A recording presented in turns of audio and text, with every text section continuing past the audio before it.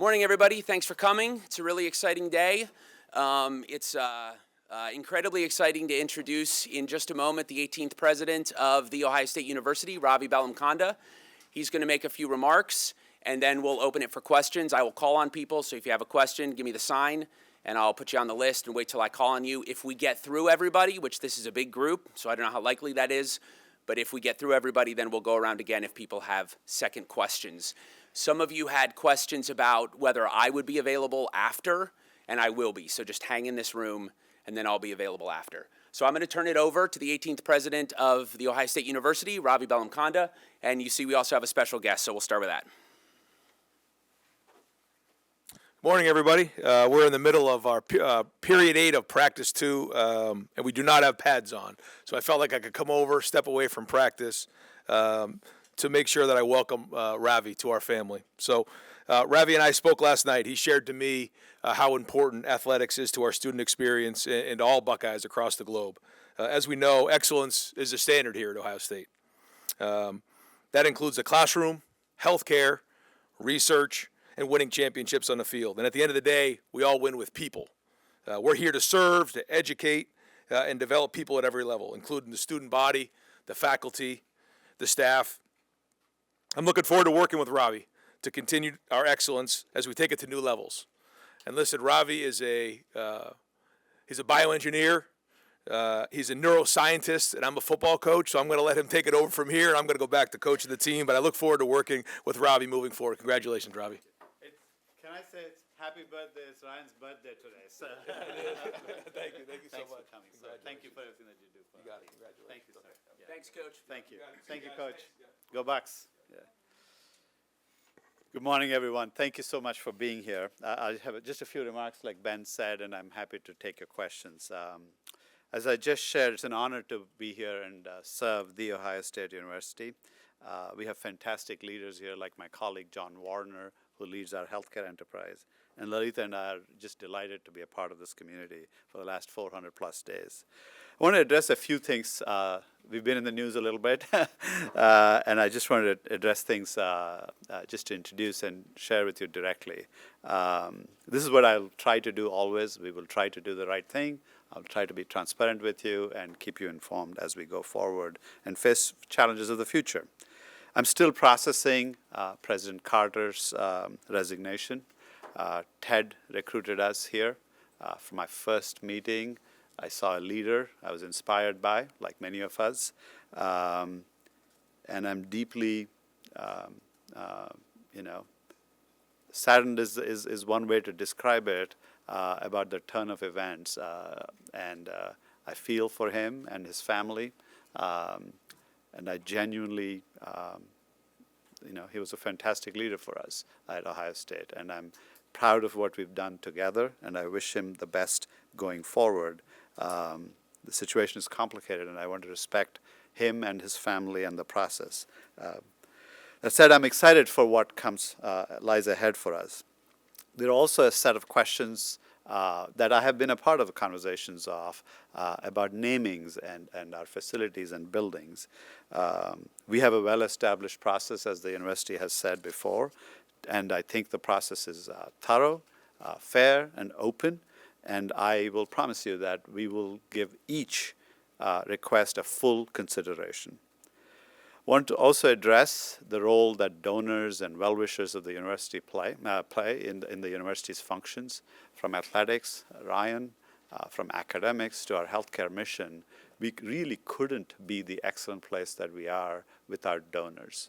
And certainly, Les and Abigail have been great supporters of the university for many years and have served the university. And so it is part and parcel of how the university operates. As I reflect on all of these kinds of complex situations, I'm okay with us grappling with complexity and difficulty and situations because it keeps us all honest. It allows us to come to the right resolution, and that is part of what being a great public university is, to have the ability to grapple with complexity. What I will say, though, is that one event, one person, or one news story does not define the Ohio State University. The Ohio State, I have experienced in my last 400 plus days here, there is a student somewhere right now as we speak working on some chemistry lab, probably inventing a new drug. There's a student athlete across the street from here working and pushing themselves to be as excellent as they can. We have doctors, I don't know if I've started watching The Pit a little bit with my wife. There are doctors here doing that for real, saving lives with residents and clinical staff and nurses and physician assistants. And we have artists who are creating art right now on our campus that questions the norms, questions the way we live, and give new insight into what it means to be human. This is the Ohio State that I experience. This is the Ohio State I'd like to focus on, but to do it in an environment that's open, that cares about people, and does things responsibly. And so with that, I'm happy to take your questions. We'll start with Anna Hoffman from NBC4. Good morning and Good morning. congratulations. There are some people who are skeptical of Ohio State's leadership in general. How do you plan to change those feelings as you're stepping into this role? Yeah, I mean, we all feel what we feel and we have the right to feel that. The only way I know to do this is to consistently show up and do the work and show to the world the Ohio State that I experienced so far as the chief academic officer and will continue to experience as president. As I just alluded to, the mission of the university is very special. If you think about it, there are many missions, but the two primary ones I think of is there are very few institutions left in the world whose job it is to explore things that we do not yet know, right? Whether it's our research mission, whether it's how we're organized as a society, how we as people work, we fundamentally are about knowledge discovery to explore things that we don't yet know. And our second mission of shaping the future through our students is an even more profoundly noble mission. And so my focus is going to be on that and how we live as a community together in the state, in our city, in our communities. And my hope is that by consistently showing up and doing that work and acknowledging that every system, every large complex entity is ultimately made of people. And just as people are capable of great things, we just saw Ryan and what their team did, we're also capable of people not living up to that sometimes. And that is the nature of the world. And we have to acknowledge that we don't live in black and white, that there is complexity. And we will embrace it. But if something happens untoward, we will try to do the right thing. That I can give you my word. Sheridan Hendricks, Columbus Dispatch. Sheridan, how are you? Congratulations. Obviously, it's been a really interesting week, and it's pretty atypical for a university, especially of Ohio State size, to go from a presidential resignation to appointing a new permanent president within 4 or 5 days. Obviously, you didn't appoint yourself, but I'm curious how you respond to some of the concerns and criticisms from folks saying, this is moving really fast, why didn't we have a public search? Yeah, as you said, I cannot speak for the board, right? I can only respond to their call. And all I'll say is that all my life I've been privileged to take on roles that have had some impact and meaning. And for me, there's no greater honor to have this role. And when asked to serve, it is my duty, having learned to love this place as much as I do now. I will tell you, it's not in my remarks here, when I go to a game and watch the flags fly in with the OHIO thing, it just gives me goosebumps, you know. And when at a moment where we had something unexpected happen and the board asks me to serve, the least I can do for a place that I care about is to step up and serve. I know our faculty, and I'm one of our faculty, have concerns about due process and shared governance. And as a provost, have fully committed to shared governance, and you can talk to them, and I will do so going forward. But here we are, and I will try to do the best I can to be the best steward for all constituencies, including our faculty. Kevin Landers, 10TV. Yes, sir. You said today we will take on the hard things that are worth doing. Correct. At Duke and at Emory, you were very passionate about expanding DEI. this university has done away with DEI. This university has also quelled student protests and chalking. Having said that, what will you be doing to address DEI, and will you be allowing students to protest, to express their First Amendment rights? Yeah, so let me take the latter part first. Absolutely. I think respecting a plurality of opinions, and indeed today, every year, and even I'm sure Ben can find the statistics on how many events we have on campus for all different groups as a public university with complete range of ideas being discussed on campus. In fact, I, as provost, instituted a new seminar series for for intellectual diversity, if you will. So I'm very committed to intellectual diversity, and we had a discussion on the role of religion in civic life as the first inaugural event. So I'm very committed to a robust, open conversation on difficult topics. That's how we make progress. That's how our system is built. On the notion that, the first question was about DEI, that's correct. So let me tell you my thoughts on that. So I do believe that,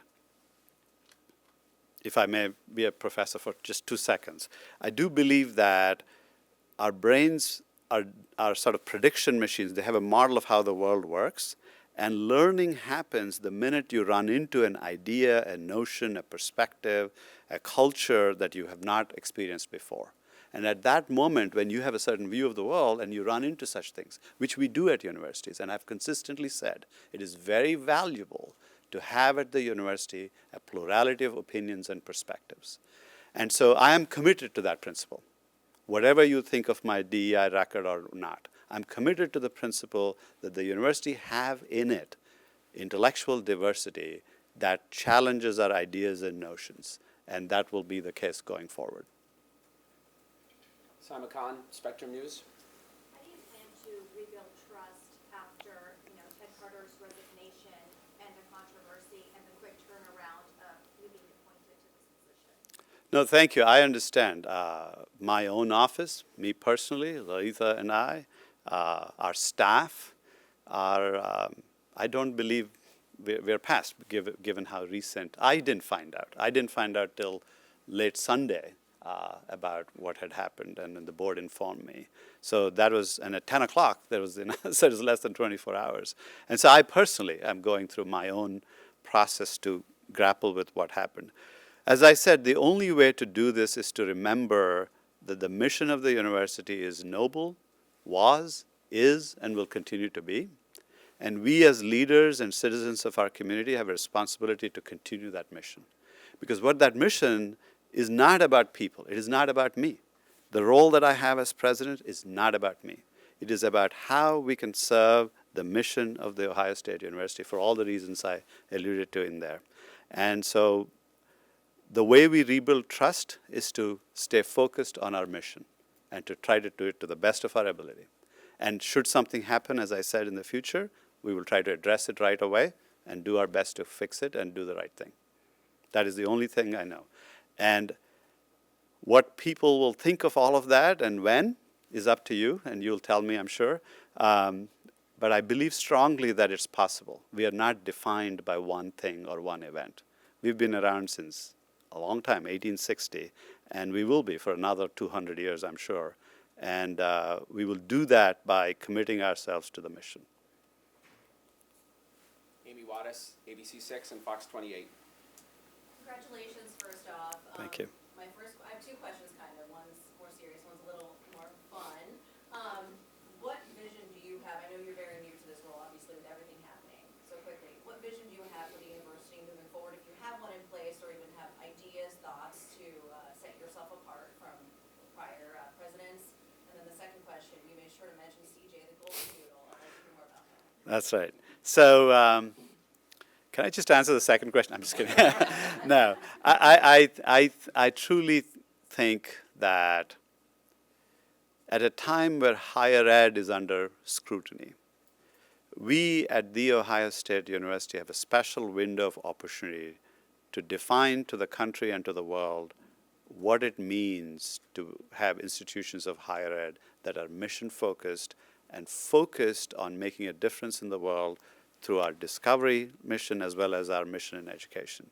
And what does it mean to lead there?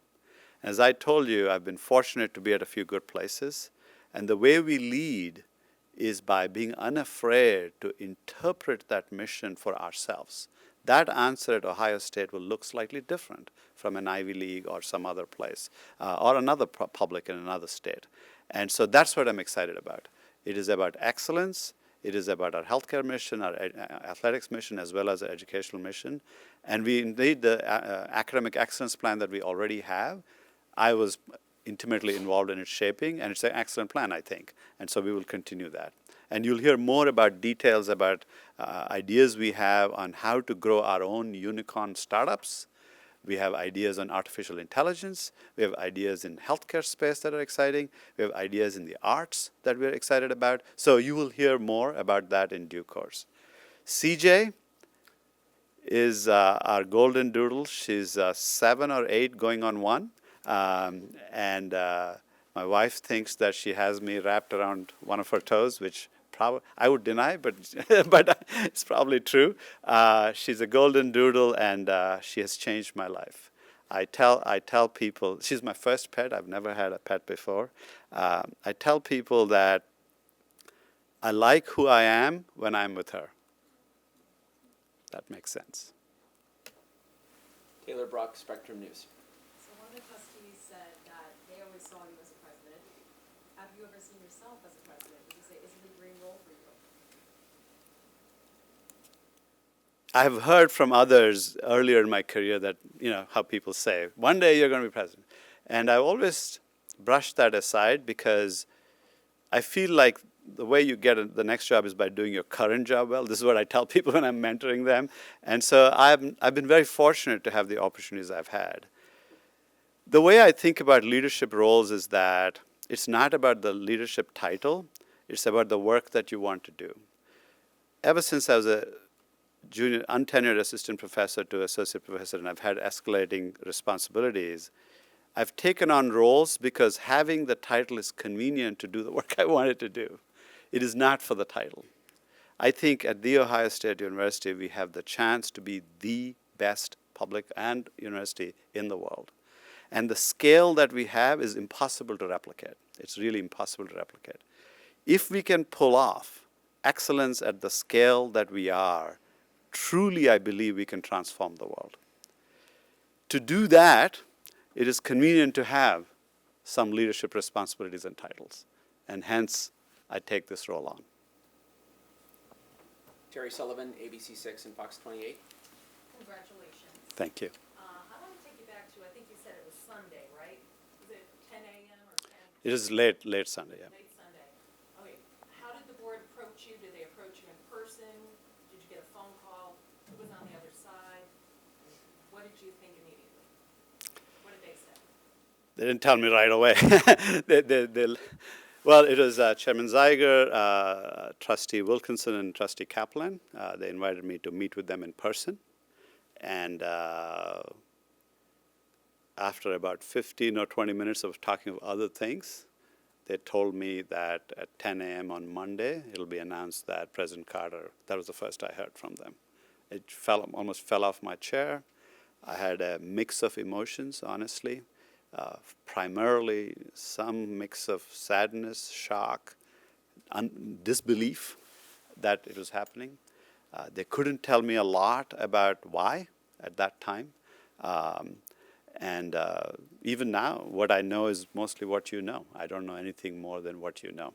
There is an active review and investigation on, and we'll see what that reveals. But yeah, that's what happened. And then they told me at that time that they asked me if I was interested in stepping in. And I said, like any good spouse, I need to check with my, so I did that. I hope you don't mind me sharing that. And she's always been very supportive of my career, but nevertheless, and so that's how the journey started. Mark Ferenchek, WSU. Yes, so after you found out about the resignation of President Carter, did you speak with him? And if so, can you talk to us about what you spoke about? Yeah, I wouldn't like to share what we talked about, but yes, he did call me Sunday late, and we had a good conversation. I wouldn't like to share what we talked about, because that was a personal conversation. Station akin, 10 TV. Speaking to more of the hard things that you are prepared to take on, we know one of those hard things happening here on campus is the aftermath of sexual abuse by Dr. Richard Strauss. And the survivors continuously say they do not feel seen by university leadership. How do you plan to tackle that? You're right. Let me say a few things about that. First of all the survivors and former students are Buckeyes. They're members of our family. It just hurts me and all of us deeply that this happened. And I'm just very sorry that this has happened. I genuinely am. What I do know is that when we first found out in 2018, the university has been doing its best to do right by our own family members who went through this experience that we very much regret that they've gone through and continue to suffer from. What I do know is that a good faith substantial monetary offer has been made to all the survivors, and more than half have taken us up on that. As recently as this month, I think 8 survivors took us up. 304 survivors have taken up an offer from us. We've offered health counseling and continue to do that, and other kinds of health support. And we continue to talk to people who have not yet come to an arrangement with us. From 2018 to those who say we're not listening or not giving opportunities, from 2018 to 2022, I think, 5 times they've had a chance to address the board every year.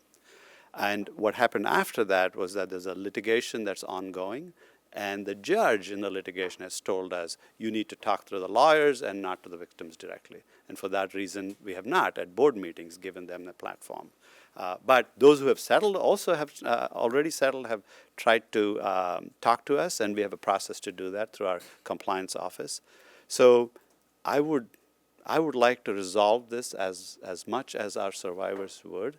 I would like to do it the right way, and I think we have a way to do this, and we're open to conversations to come to an arrangement that won't make everything right, but at least will capture the feeling we have in the university to do right by these fellow members of our community.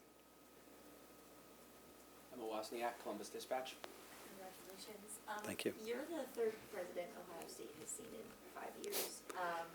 What, if anything, are you planning to do differently to set yourself apart from your predecessors? Yeah, I don't. First of all, I'm the 18th president, and we were founded in 1870. So if my math serves me right, that averages to about 8 or so over a period of time. So it's not as, so the recent times are not usual. So yeah, the Moore Act was 1864 or 63. So yeah, it's 1870. So so my thing is, it's not about me. And it's not about me distinguishing myself with the others. That's not how I think about the world. What I think about is that, you know, I've been very fortunate in my life to have the opportunities I've had. Every day what governs me is, can I make a difference with the people, the students, the faculty, the staff that we have the amazing responsibility to create an environment where they can thrive, and that's what I'm going to do. If it's the same as somebody before, so be it. If it's different, so be it. This is who I am, and this is what we'll do. We will try to do best for our community in the service of things worth doing, hard things worth doing, like curing cancer. We are building at our university the next the International Space Station is going to be retired in 2030. We're building Star Lab here on our campus. You know, if you walk into a room, as I have, you can see 100,000-year-old piece of ice in Bird Polar ice core. I mean, that's the largest manga collection. I have kids. The largest manga collection outside Japan is here at Billy Ireland Cartoon Museum. You know, you walk into Pelotonia Research Center. There's a program on proton beam therapy called FLASH. which has a way to increase the contrast between normal tissue and cancer tissue so we can more safely treat cancer. These are the magical things that are happening, and anything I can do as president to see that those and other things like this happen, this is what we'll do.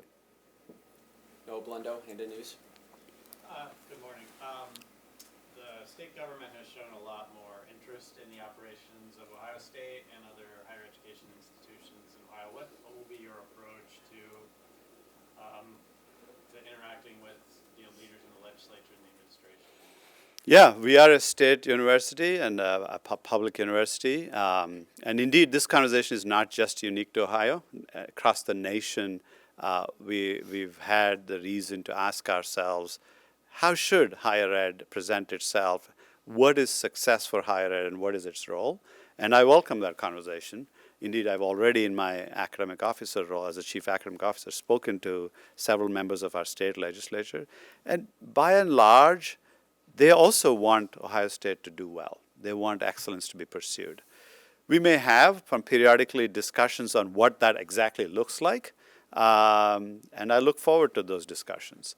What I'm going to do is, as I'm doing with you, is to convey to them the special opportunity that The Ohio State University has as the flagship university in the state, and to drive the state's economy, to increase the AI prowess, the artificial intelligence revolution, and be at the leading edge of that. And indeed, we've done that with AI fluency. To my knowledge, no university, we announced this in June, this notion that every student of Ohio State will be bilingual, will know their major of study and the application of AI to that study.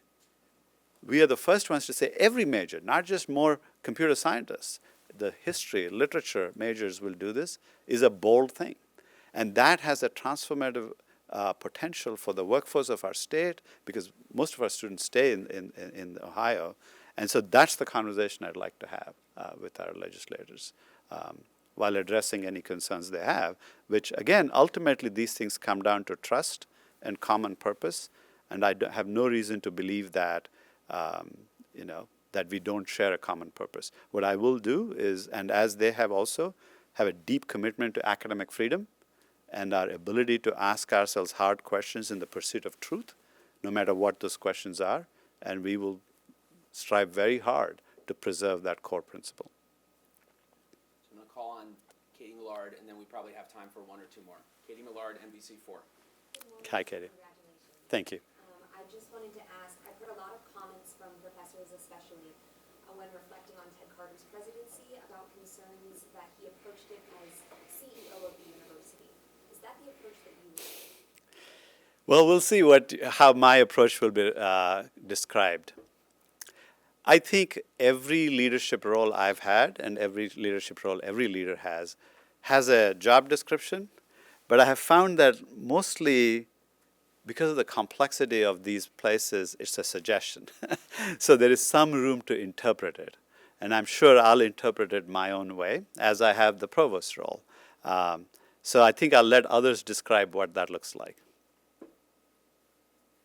Carrie Ghosh, Business First. Okay, how about you? How will you go about picking the provost?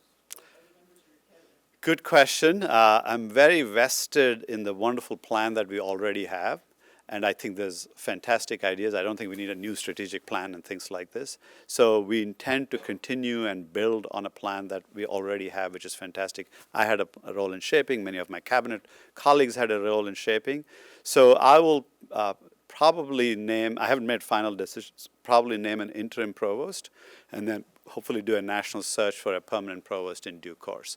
The precise timings of how all that will look, I haven't yet had time to digest, but that's the approach we'll take to ensure that we don't lose any momentum on the plan, because the provost role is a critical role, and that's probably how we'll approach it. I'd like to have faculty input into that process and all of that, and staff input.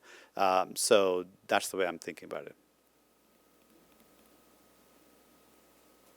One more for station akin from ABC6 and Fox 28. From 10 TV station. Oh my gosh. Formerly of, that's terrible. This is what happens when he knows you. Sorry. You've never been a university president before. How do you plan to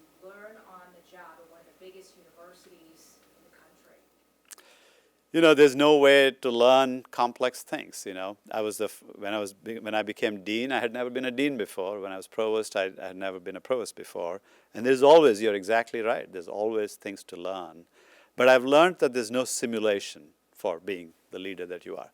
That said, it helps to have some experience and interest in the job. I am deeply interested in our faculty. I love being in the university. I've never left. I've stayed from a postdoc at MIT and my graduate work at Brown. I've never left.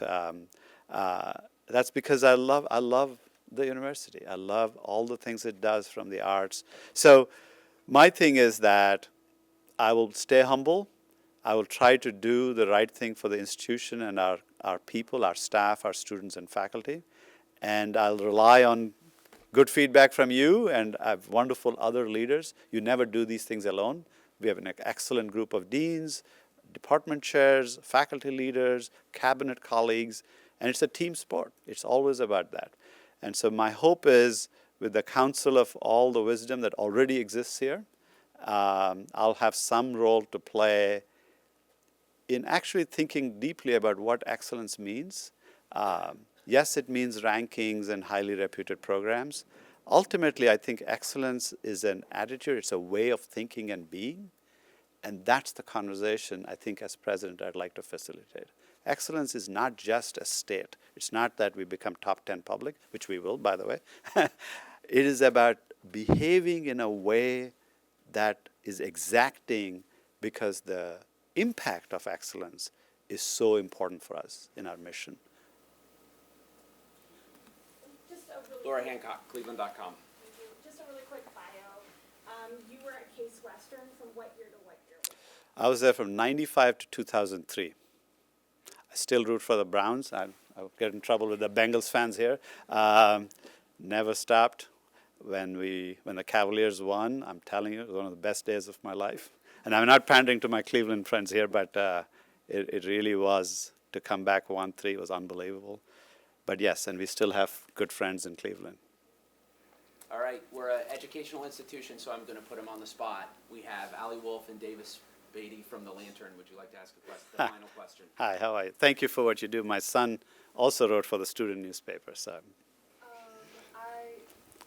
I've heard from students and faculty of kind of the lack of transparency they have felt from the administration.